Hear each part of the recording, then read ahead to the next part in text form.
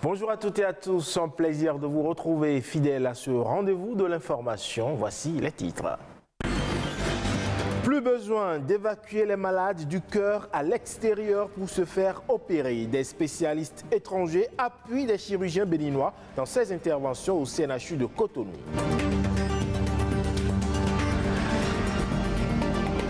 Et si la gorge vous pique, vous gratte et vous fait même tousser, sachez que vous avez là les symptômes de l'angine, une pathologie due à 95% au virus ou aux bactéries. Comment le prévenir? Élément de réponse.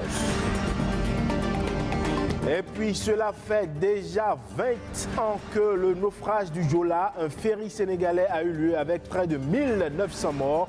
20 années après le drame, la plaie n'est toujours pas cicatrisée.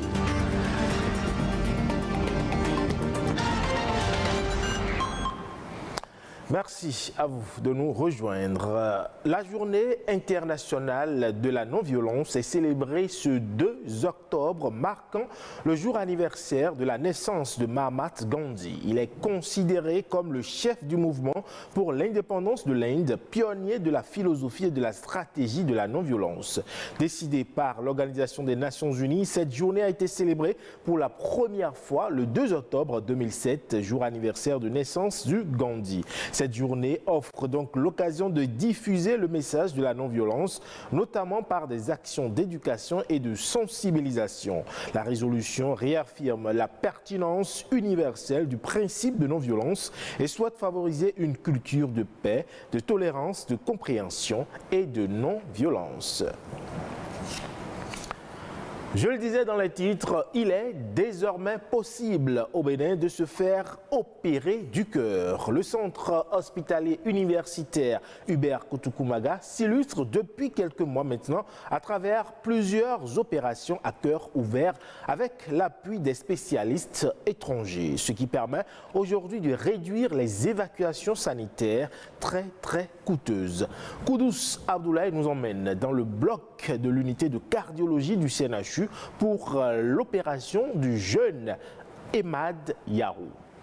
Emad et sa maman répondent à l'appel des médecins en quittant Barakou, ville située à plus de 450 km de Cotonou. Une fois à l'unité de cardiologie, le jeune Emad doit faire quelques contrôles de routine avant le jour fixé. Le jour tant attendu est arrivé.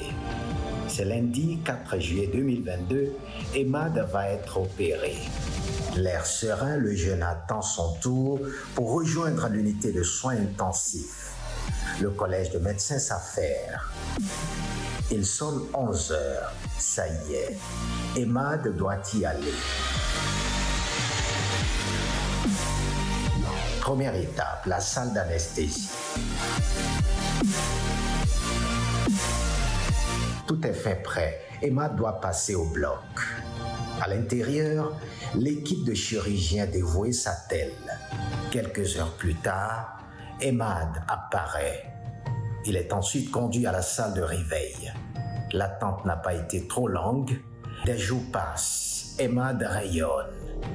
Il est debout et en très bonne santé. Avant la sortie, les patients passent l'ultime étape consacrée à l'activité physique. Le jeune Emad, qui n'arrivait pas à faire quelques mètres à pied, pédale sans effort. Il témoigne. Après l'opération, je sens que ça va mieux et je vais bien. Nous sommes appuyés par Dr Mathieu Debouché. Nous en sommes à la 6e mission. Nous avons opéré une 50aine de patients et le transfert de compétences se fait de façon assez parfaite. Au regard de l'ambition du gouvernement de réduire à zéro les évacuations sanitaires à travers l'érection d'infrastructures sanitaires de pointe, cette mission s'offre comme un tremplin pour mettre en place un pôle d'excellence dans le domaine de la chirurgie cardiaque. De quoi ravir les malades qui souffrent des problèmes de cœur. Et on reste dans le domaine de la santé pour parler à présent de l'angine de gorge. Vous ne le savez peut-être pas, mais dans 60 à 90% des cas, eh bien, les maux de gorge sont dus à un virus. C'est le cas de l'angine caractérisée par un mal de gorge important qui provoque la fièvre, les maux de tête et même des difficultés pour parler chez certaines personnes. Sans traitement spécifique, eh bien, elle peut entraîner des complications. Suivons cet élément pour plus de précision. Elle est due à une inflammation des amygdales, de la membrane muqueuse et du larynx. Résultat, mal de gorge et difficulté d'avaler. L'angine, puisque c'est d'elle qu'il s'agit, est une infection dont souffrent bon nombre de personnes qui ignorent parfois l'origine, mais connaissent les manifestations. C'est une maladie qui attaque la gorge souvent et on a du mal à avaler du salive. L'angine, c'est une maladie qui crée des douleurs au niveau de la gorge. Dans 50 à 90% des cas, les angines sont souvent dues à des virus, mais elles peuvent être également d'origine bactérienne. Il peut y avoir par exemple des gens qui ont des problèmes d'allergie. Il y a des gens qui sont susceptibles à certaines choses.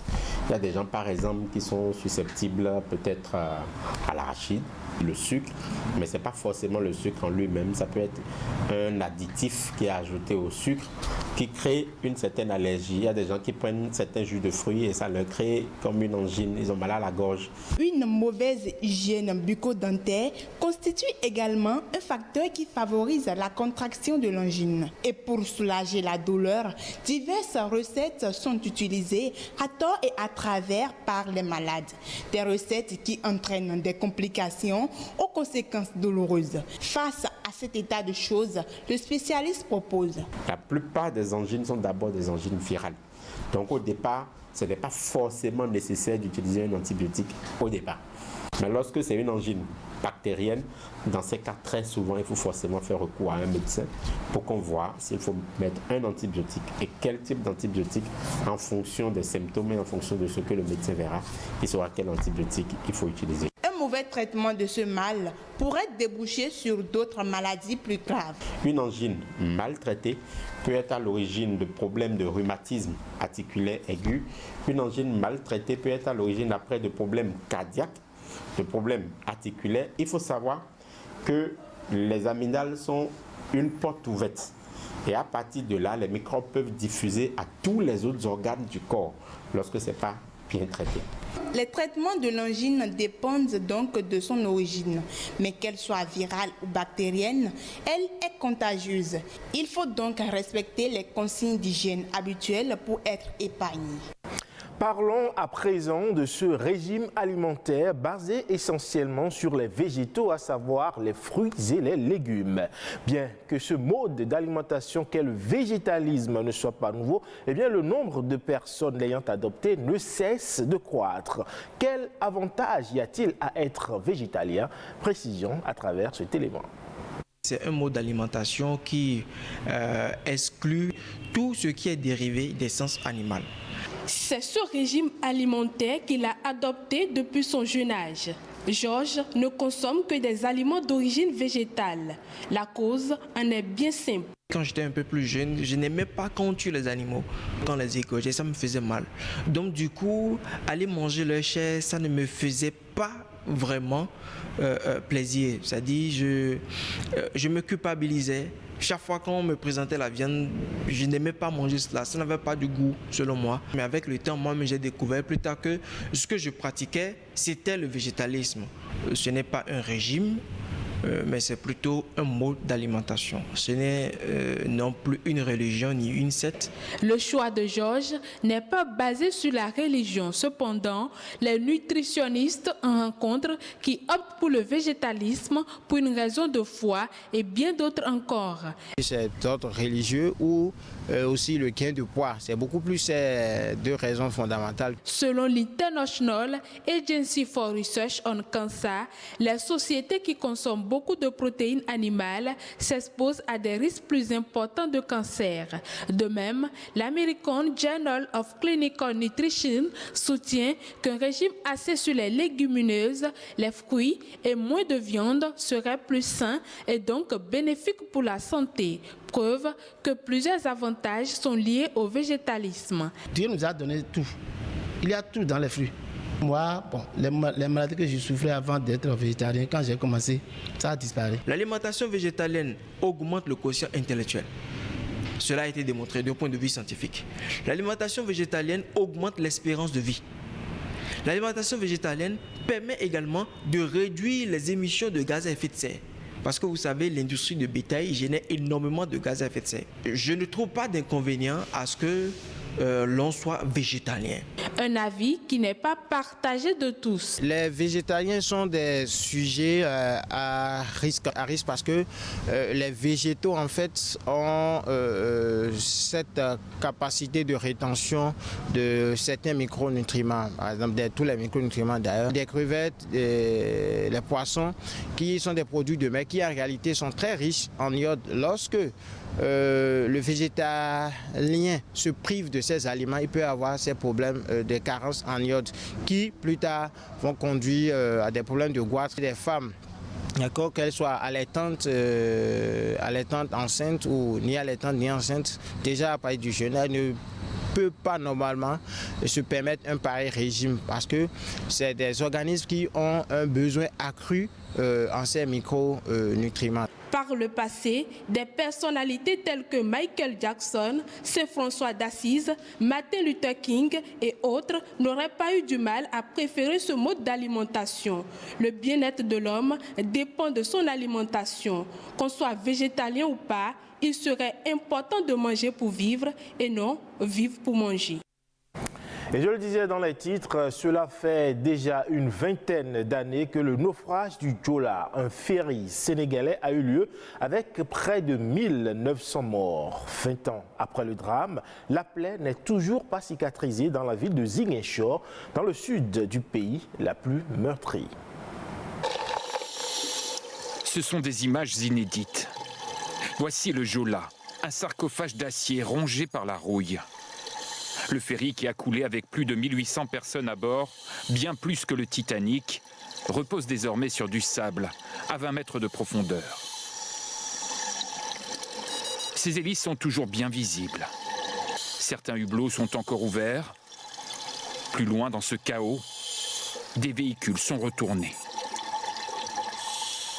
Mais il y a aussi ces vêtements coincés dans une poutre, comme cette chemise à carreaux. Des bracelets, des bijoux féminins, ainsi que de nombreux ossements. Cette exploration exceptionnelle a été réalisée par une équipe franco-sénégalaise. Elle a profondément marqué ce plongeur. Il y avait des gens qui tapaient dans la coque, qui étaient encore en vie. Les secours arrivent, ils n'ont pas de moyens techniques pour les sortir, donc ils les ont entendus mourir. Et je me suis retrouvé dans cette partie... Cette partie-là où il y a beaucoup d'ossements, quelques centaines ont été retrouvés, des corps qui ont été amenés par les courants sur les plages. Mais on est loin d'avoir retrouvé tout le monde. Le Joola a été filmé quelques heures avant son naufrage. Le navire est bondé. Il accueille 4 fois plus de passagers qu'autorisé et tangue dangereusement. Parti de Casamance, il doit rejoindre Dakar dans la nuit. Mais vers 23 h, pris dans une tempête, le ferry surchargé se retourne, piégeant ses occupants. Seules 64 personnes survivront. Le bateau a commencé à se pencher du côté gauche et j'ai plongé. La fille d'Alain Verschatz, elle n'a pas réussi à s'échapper du navire. Elle fait partie des 19 victimes françaises. Alors la dernière photo, c'est celle-ci, en fait. C'est comme ça qu'elle est pratiquement partie, à ses 20 ans. Ça, je les ai toujours sur moi, ouais, tout à fait. Bon, j'ai pas besoin de les regarder pour penser à ma fille. Et ça ne me quitte pas. Selon lui, le Joola, déjà vieillissant, n'aurait jamais dû prendre la mer. La maintenance n'était plus assurée par l'armée et la surcharge trop importante.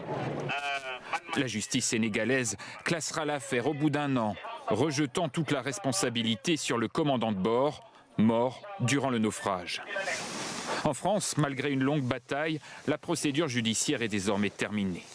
Aujourd'hui, on n'a rien. On n'a ni corps, on n'a ni objet personnel, on n'a rien du tout, quoi.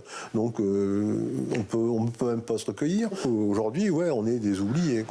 Un grand mémorial actuellement en construction sur place devrait accueillir les objets remontés par l'équipe franco-sénégalaise.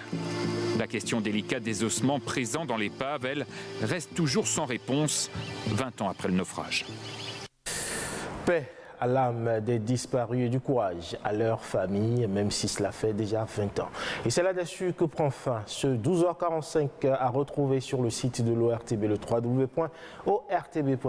Merci pour votre énorme attention. Prenez le rendez-vous du 19h45.